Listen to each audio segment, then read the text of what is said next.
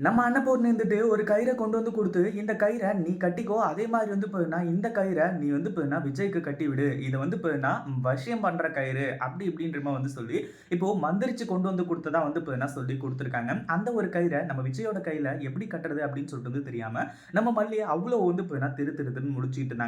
ஏன்னா, அது சின்ன விஷயம் கிடையாது.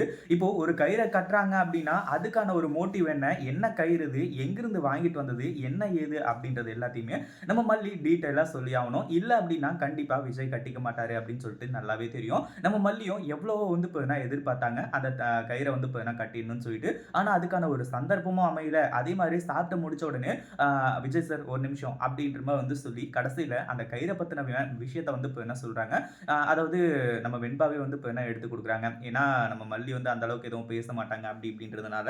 ஆனா கடைசியில வந்து பார்த்தீங்கன்னா நம்ம மல்லியே தன்னோட அந்த கயிற வந்து பார்த்தீங்கன்னா தன்னோட கையால விஜயோட கையில கட்டி விடுவாங்க அப்படின்னு சொல்லிட்டு எதிர்பார்க்கவே இல்ல. அதுக்கு முன்னாடி என்ன விளையாட்டு நடக்குது அப்படின்னு சொல்லிட்டு பார்க்கறதுக்கு முன்னாடி, இப்பதான் நம்ம சேனலுக்கு ஃபர்ஸ்ட் டைம் வரீங்க அப்படின்னா, கீழ இருக்க சப்ஸ்கிரைப் பட்டன பிரஸ் பண்ணிக்கோங்க. இப்போ நம்ம விஜய் இருந்துட்டு முதல்ல சொல்லும்போது முடியாது அப்படின்னு சொல்லிடுறாரு. அதாவது வெண்பா இருந்துட்டு நார்மலா இது வந்து கோவில்ல இருந்து வாங்கிட்டு வந்த கயிறாம், மந்திரிச்ச கயிறாம் அப்படி இப்படின்ற மாரி அதாவது நார்மலா வந்து பார்த்தீங்கன்னா, இத கட்டிக்கணும் அப்படின்ற மாரி வந்து சொல்லும்போது, இல்ல முடியாது அப்படின்ற மாரி விஜய் போயிடுறாரு. ஆனா அதுக்கப்புறம் தான் வந்து பார்த்தீங்கன்னா, விஜயே கேட்கிறாரு.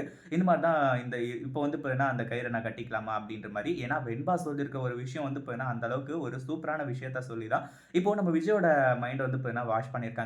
அதாவது மல்லி வந்து பார்த்தீங்கன்னா, அந்த கயிற தன்னோட கையில கட்டியிருக்கிறதுக்கான காரணம், ஆ வெண்பாவ வந்து பார்த்தீங்கன்னா, அதாவது வெண்பா எப்பவுமே தன் கூடவே இருக்கணும் அப்படின்ற மாரி வந்து சொல்லி, அப்படின்ற ஒரு விஷயத்த அந்த இடத்துல சொல்ல ஆரம்பிச்சுறாங்க. அதே மாதிரி உங்களுக்கு வந்து பார்த்தீங்கன்னா, என் மேல பாசமே இல்ல போல இருக்கு. அதனால தான் அந்த கயிற கட்டிக்க மாட்டேங்கிறீங்க. அப்படி இப்படின்ற மாரி வெண்பா சொல்லி மைண்ட் வாஷ் பண்ணி, சரி ஓகே விடுங்க அப்படின்ற மாரி சொல்லிட்டாங்க. அதாவது வெண்பா விஷயம் அப்படின்னும்போது கண்டிப்பா விஜய் கேட்பாரு அப்படின்ற விஷயம் நல்லாவே தெரிஞ்சதுனால தான் இப்படி ஒரு பிட்ட போட்டு கடைசியில வந்து பார்த்தீங்கன்னா, அந்த கயிற நம்ம மல்லிய வந்து பார்த்தீங்கன்னா, விஜயோட கையில கட்ட ஆரம்பிச்சுறாங்க. நம்ம மல்லிக்கு ரொம்ப சந்தோஷம் ஆக ஆரம்பிச்சிருது. அவ்வளோதான் இதுக்கப்புறம் வந்து பார்த்தீங்கன்னா, நம்ம மல்லி என்ன சொல்றாங்களோ அதன்படி தான் வந்து பார்த்தீங்கன்னா, விஜய் கேட்டாகணும். இத பத்தி நீங்க என்ன நினைக்கிறீங்க? அந்த வீடியோ புடிச்சிருந்தா லைக் பண்ணுங்க, ஷேர் பண்ணுங்க.